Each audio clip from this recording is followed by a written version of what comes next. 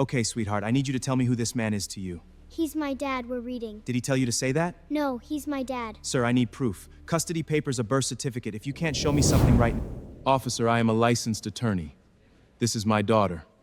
We have been sitting in this reading section for 45 minutes, and she has not been in distress for a single second of it. Officer Stephen Park walked into the Central Library on a rainy Tuesday afternoon, saw a black man in a suit sitting in a children's reading nook with a blonde 6-year-old girl, and made up his mind about what he was looking at before he took another step toward them. He had received a vague tip about a suspicious man near a child. He saw no distress. He heard no crying. The little girl was leaning against the man's arm, turning pages, pointing at pictures, the way children do when they feel completely safe. None of that changed what Park had already decided. He approached Darius Henderson without a single piece of confirming evidence and accused him of having a child that was not his. What Officer Stephen Park did not know was that the man he was about to drag out of that reading nook in handcuffs in front of a room full of children, librarians, and recording phones, was one of the most accomplished civil rights attorneys in the state of Illinois. A man who had spent 15 years winning multi-million-dollar verdicts against officers who behaved exactly the way Park was behaving right now. He did not know that Darius had legally adopted Lily 18 months earlier, that the adoption decree was saved in 3 places on his phone, and that the Illinois State Bar card in his wallet was more thoroughly verified than Park's own badge. And he absolutely did not know that hidden inside the city's own internal records was a file that Darius would find within 72 hours, a file documenting 14 other families Park had terrorized the same way, all of them quietly buried, none of them ever given justice. Until now. If you believe that a black father sitting with his daughter in a public library should never be treated as a suspect, subscribe right now and drop a comment telling me where you're watching from. Because what Park said to a 6-year-old girl while her father was in handcuffs is the moment this $8 million story begins. Darius Henderson had not planned on becoming a civil rights attorney. He had planned on becoming an architect. Then, at 19 years old, he watched his uncle, a man who had never been in trouble a day in his life, spend 11 months in a county jail for a crime the prosecution eventually admitted it could not prove. By the time his uncle walked out, the damage was done. His job was gone. His apartment was gone. Something quieter and harder to name was gone too. Darius changed his major the following semester. He never looked back. He grew up in Evanston, Illinois, the son of a high school history teacher and a hospital administrator who had taught him, from the time he was small, that the law was the most powerful language in the country, and that the people who spoke it fluently had an obligation to speak it loudly for the ones who couldn't. He took that obligation seriously in the way that people do when it comes from somewhere personal. He graduated from Northwestern University and went straight to the University of Chicago Law School, where he earned a reputation for case preparation so thorough that his professors occasionally asked him to review their own research. He had been practicing civil rights law for 15 years. In that time, he had tried 41 cases and won 36 of them. He had argued before the Seventh Circuit twice. He had filed pattern and practice lawsuits against 4 separate law enforcement agencies, and in 3 of those 4 cases, the department had changed its training protocols before the case ever reached a jury. He was known, in Chicago legal circles, as the attorney you called when the system had already told you there was nothing to be done. Because Darius Henderson always found something to do. He was 41 years old, and the best thing that had happened to him in all of those 41 years was an 18-month-old girl with serious gray eyes and a grip like a small but determined vice. Her name was Lily. He had finalized her adoption on a Thursday morning in a courtroom he had appeared in professionally a dozen times before, and he had cried in the parking lot afterward in a way he had never once cried in a courtroom, which felt right. Lily was 6 now and deeply opinionated about books, specifically about which ones deserved to be read more than once and which ones were, in her expert judgment, just okay. She had inherited nothing from him biologically and everything that actually mattered, She thought seriously about things. She asked questions until she had real answers. She was, in every way he could measure, exactly his daughter.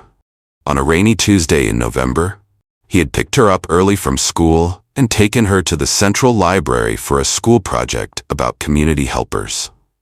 They had been in the children's reading nook for 45 quiet, ordinary minutes when the door opened and everything changed.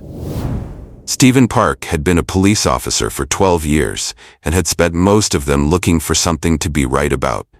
He was not a cruel man in the way that some officers are cruel. Deliberately, consciously, with full knowledge of the harm they are causing. He was something more common and in some ways more dangerous than that. He was a man who had confused his assumptions for instincts, his biases for experience, and his discomfort for evidence. He had been doing it for so long that he could no longer tell the difference between the three.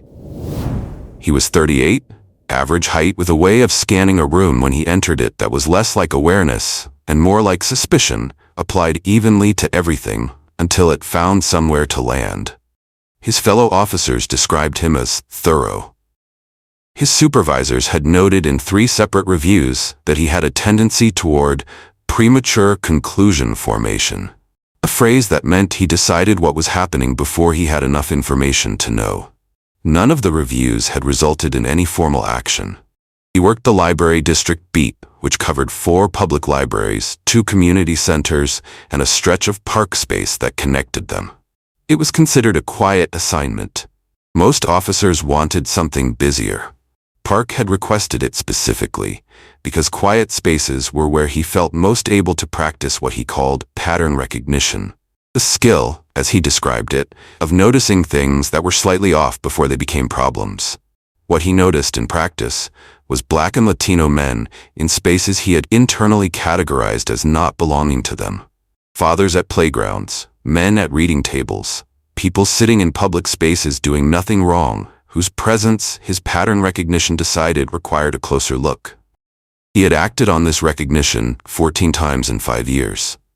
14 separate incidents in which he had approached a minority man in a public space, questioned him about a child nearby, and either demanded documentation or escalated to physical contact. Of those 14 incidents, not one had uncovered a crime.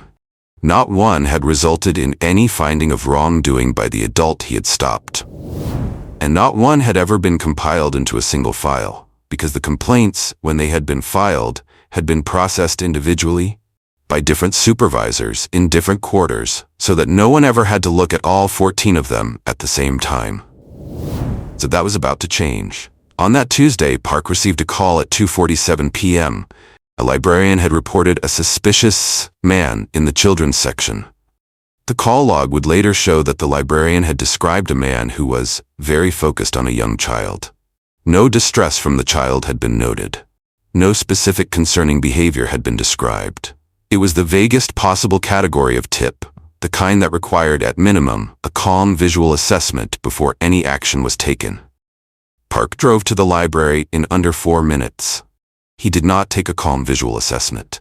He walked in, scanned the room, and saw a Black man in a hoodie sitting beside a blonde 6-year-old girl. He had already decided before he took another step.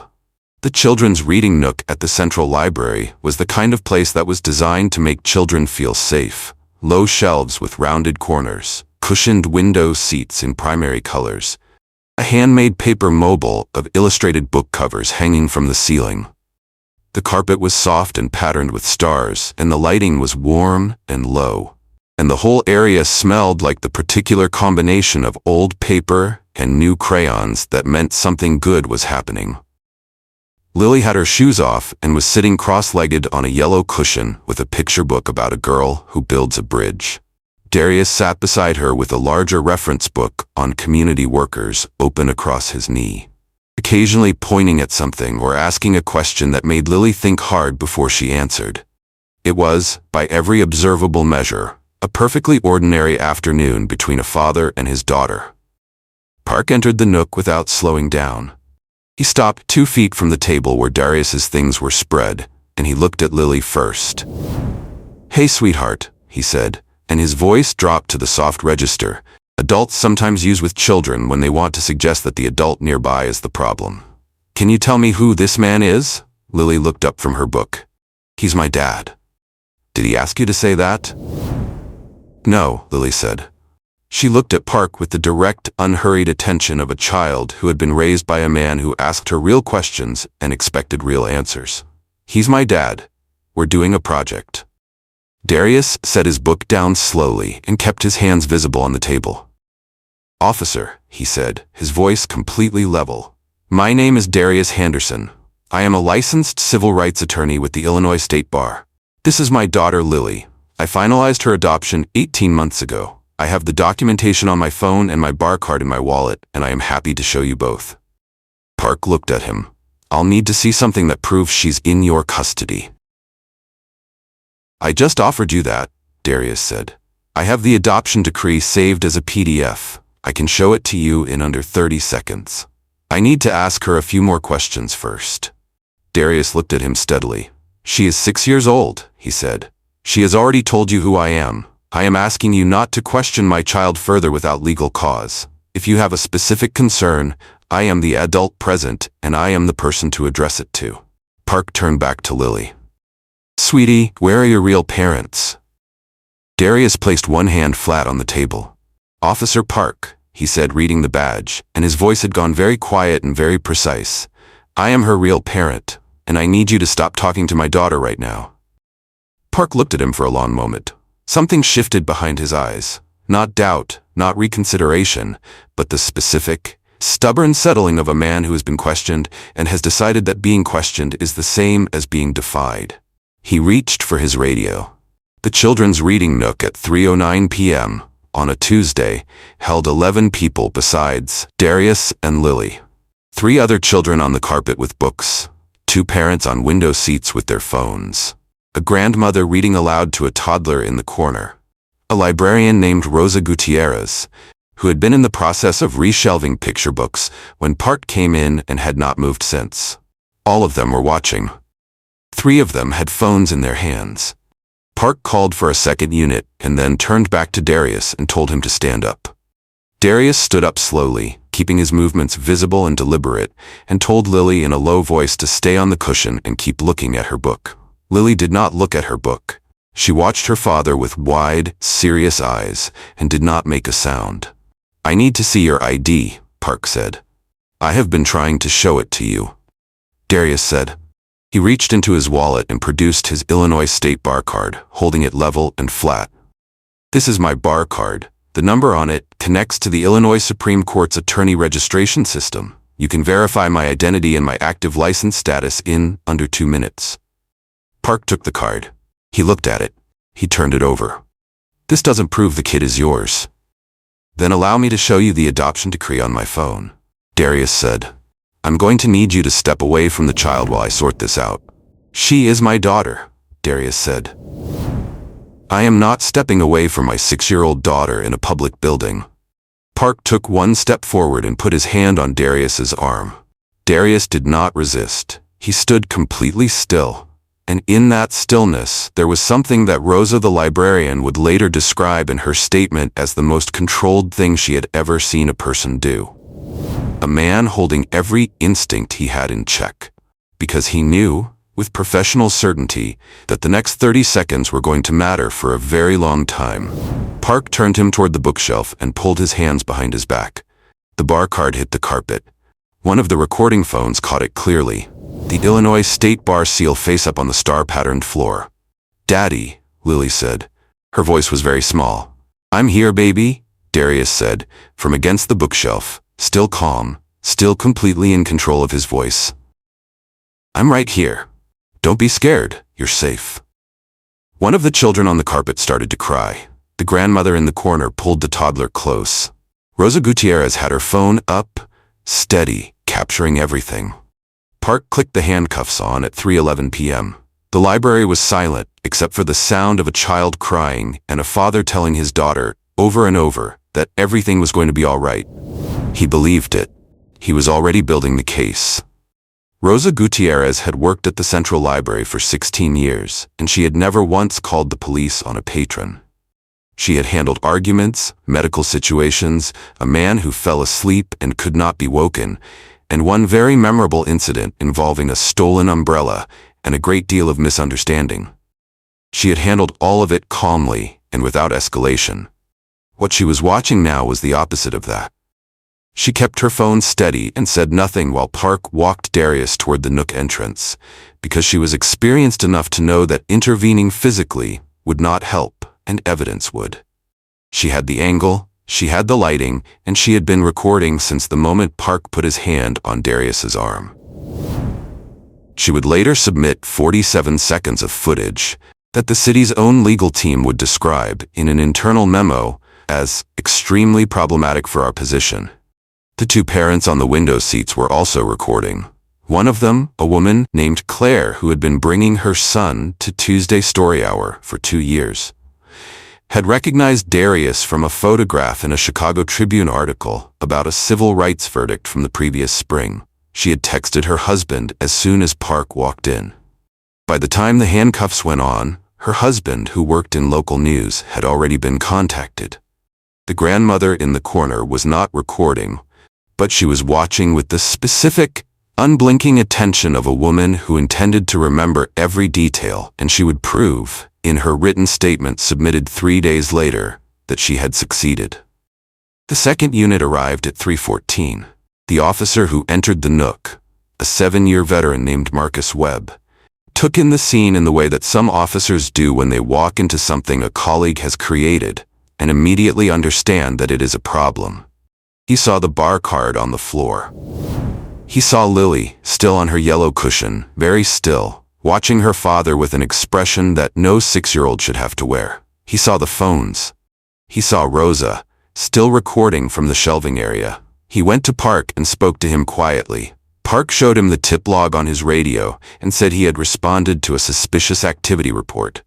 Webb looked at the tip, looked at the room, and said something that his body cam captured, but that the department would later spend considerable energy trying to explain. He said, "This is a father and his kid, man." Park said he needed to verify that. Darius, still cuffed, still standing at the Nook entrance, said calmly, "My phone is in my jacket pocket. The adoption decree is in my Files app. I have been asking someone to look at it for the last 8 minutes." Webb reached into Darius's pocket, found the phone, and opened the Files app. He found the adoption decree in under 45 seconds. He looked at it. He looked at Park. He looked at Lily. "Oh no," Marcus Webb said quietly. Those 2 words, clearly captured on his body cam, would be played in every subsequent legal proceeding. The Riverside Police Department's main precinct at 4 p.m. was running at its usual Tuesday pace when the desk sergeant, a 23-year veteran named Howard Baskin, looked up and saw Stephen Park walking a man in handcuffs through the front door. Baskin had a good memory for names. It was one of the things that had kept him useful across 2 decades behind that desk. The ability to connect a face or a name to a piece of information filed somewhere in the back of his mind. He looked at the man in handcuffs, and something in the back of his mind started moving. He knew that name. He had seen it in the building before. Not in this context, but in a very specific other context that made the current context significantly worse. "Park," Baskin said. "Hold on." He pulled up the active case files on his computer and typed in the name. There it was. Darius Henderson, lead attorney for the plaintiff, was currently the opposing counsel in a civil rights lawsuit the department had been fighting for 8 months. A wrongful arrest case from the previous year, in which Baskin knew the city's legal team had privately estimated their exposure at somewhere north of $4 million. Darius had not settled. He had been building his case methodically for 8 months. The city's attorneys had been trying to reach a quiet resolution for 6 of those 8 months. And Stephen Park had just arrested him. In a library, in front of his 6-year-old daughter, with 4 recording devices running. Baskin sat very still for approximately 3 seconds. Then he picked up his phone and called the police chief's direct line, which he had never done in 23 years on that desk. The chief answered on the second ring. Baskin said 5 words. He said, "We have a serious problem." The chief arrived at the precinct at 4:31 p.m. He went directly to the room where Darius was waiting. Cuffs removed, Lily sitting beside him on a plastic chair eating a granola bar that Baskin had found in his desk drawer. And he introduced himself with the careful tone of a man who understood that every word from this point forward was going to be recorded, reviewed, and eventually read aloud in a courtroom. Darius looked at him with the same calm, attentive expression he used when the opposing counsel in a case said something he had been expecting. "Chief," he said, "I need a complete copy of Officer Park's body cam footage, a copy of the tip log that generated this response, and the names of all supervising officers who have reviewed complaints against Park in the last 5 years." The chief said he would make sure those were provided. "Good," Darius said. He looked down at Lily, who had finished the granola bar and was leaning against his arm. "We're going home now." He was back at his desk by 6:30. He worked until midnight. The lawsuit Darius filed on Thursday morning, 40 hours after Park put the handcuffs on, was not the lawsuit the city had been expecting, and it was not the lawsuit Park had been expecting, and it was not the lawsuit anyone in the department had prepared for. It was bigger than all of them had imagined. Darius had spent 40 hours not sleeping, not resting, and not processing the experience as a trauma. He had processed it as a case, which was the only way he knew how to operate when the alternative was to sit with what it had felt like to be cuffed in front of his daughter while she said his name in that small, frightened voice. He would deal with the feeling. He always did. But first, the work. He had filed a public records request within 3 hours of returning home. He had submitted a formal demand for Park's complete stop history, complaint history, and training records going back to his first day on the force. He had contacted the Illinois ACLU, 2 civil rights organizations he had worked with before, and a federal litigator named Simone Atkins, who specialized in pattern and practice cases, and who had told him when he called her at 11 p.m. that she was in. What the records produced, when they arrived on the second day, was the thing that turned a strong case into an historic one. The Park file, as Darius's team came to call it, was not a single document. It was the picture that emerged when you took 14 separate complaint records, filed in different months, processed by different supervisors, stored in different sections of the department's system, and laid them all next to each other for the first time. 14 incidents over 5 years. In each one, Park had approached a minority father in a public space, a library, a park, a community center, a fast food restaurant, accompanied by a child who was lighter-skinned than he was. In each case, Park had questioned the father about his relationship to the child. In 11 of the 14 cases, he had demanded documentation. In 6, he had made physical contact. In 3, he had made an arrest. Not one of those arrests had resulted in charges. Not one of the 14 complaints had been forwarded beyond the departmental review level. Not one of the fathers had been informed that other families had experienced the same thing. Darius read every file. He read them the way he read every piece of evidence, carefully, completely, building the structure of what they proved as he went. By the time he finished, it was 2 a.m. on the third day, and the outline of the lawsuit was complete. He called Simone Atkins and told her what he had found. She was quiet for a moment. 14, she said. 14, Darius confirmed, and none of them were ever connected. Until now, he said. The city's legal team called Simone Atkins on a Monday morning, 12 days after the arrest, with a settlement offer. It was a number with several zeros, accompanied by a confidentiality agreement and a statement that described the incident as an isolated occurrence, reflecting a communication breakdown. Simone listened to the full offer. Then she called Darius. He listened to the terms and was quiet for a moment. "No," he said. "They'll go higher," Simone said. "I know, but I want the 14 families to have a public record. I want their names in this. A private settlement buries everything." He paused. "And I want the training protocols on the table in open court." Simone said she had expected that. She told him to be ready. The city came back with a higher number 4 days later. Darius said no again. They came back a third time with a number that made Simone go quiet for a moment on the phone. And Darius said no a third time, but this time he added a condition. He would settle, he said, if the settlement was public, if the terms included the full policy overhaul he had outlined in the lawsuit, and if every one of the 14 other families received individual compensation from the same fund. The city's legal team took 48 hours to respond. They agreed. The settlement totaled $8.3 million, the largest in the city's history. $3 million went directly to Darius and Lily. The remaining $5.3 million was allocated to the 14 other families in the Park file, divided proportionally based on the severity of each incident, and dispersed through a process that Darius and Simone oversaw personally to make sure every family actually received what they were owed. The policy overhaul was the part that Darius cared about most. It required mandatory training for every officer in the department on the legal recognition of diverse family structures, including adoptive, interracial, blended, and single-parent families. It created a new protocol requiring that any suspicious activity report involving a child and an accompanying adult be assessed by a senior officer before a response was dispatched. And it established the Dignity in Policing program, a community-based training initiative developed in partnership with family law attorneys, social workers, and adoptive parents that would be required curriculum for every new officer from that point forward. Park was terminated before the settlement was finalized. His termination hearing lasted 2 hours. His union representative spoke for 9 minutes.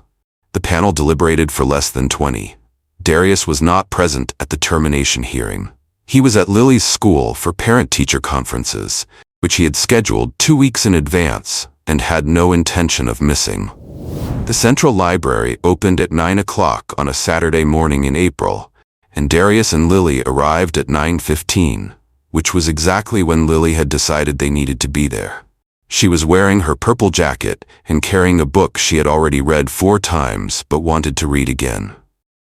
She walked through the main doors with the particular energy of a child who considers a library to be one of the best places a person can go, which was an opinion Darius had encouraged from the beginning and was genuinely proud of. They stopped in the main hall, where a new section had been added along the east wall. It was formally called the Community Rights Reference Collection, but the small, brass plaque near the entrance used a simpler description: resources for every family. The shelves held legal guides for adoptive parents, books on family rights and constitutional protections, and a growing collection of materials about civil rights law, written for general readers, including, on the third shelf, 3 books Darius had either written or contributed to. The section had been funded entirely by the settlement, at Darius's specific request. He had asked that the money go to the library that had been the site of the incident, and that it be used to make the building more useful to the families it served, and that it be open to anyone who walked through the door. Rosa Gutierrez was working the reference desk that morning. She saw them come in and raised a hand. Lily waved back with both of hers. They found a spot in the children's reading nook, the same yellow cushion, the same star-patterned carpet, the same warm lighting, and Lily immediately took off her shoes and folded herself onto the cushion with the focused intention of a person who is about to do something important. Darius sat beside her. He had a book of his own. For a while, neither of them said anything. The nook filled up slowly around them. Other children, other parents, the ordinary comfortable noise of a Saturday morning in a place built for reading. After a while, Lily looked up from her book and looked at Darius with the serious, direct expression she had inherited from a man who asked real questions. "Dad," she said, "is this place ours now?" Darius thought about that. "It's everyone's," he said. "That's the point." Lily considered this for a moment with the seriousness it deserved. Then she nodded, apparently satisfied, and went back to her book. Darius opened his. The nook was full and warm and loud in the best possible way, and everything about the morning was exactly what a Saturday morning was supposed to be.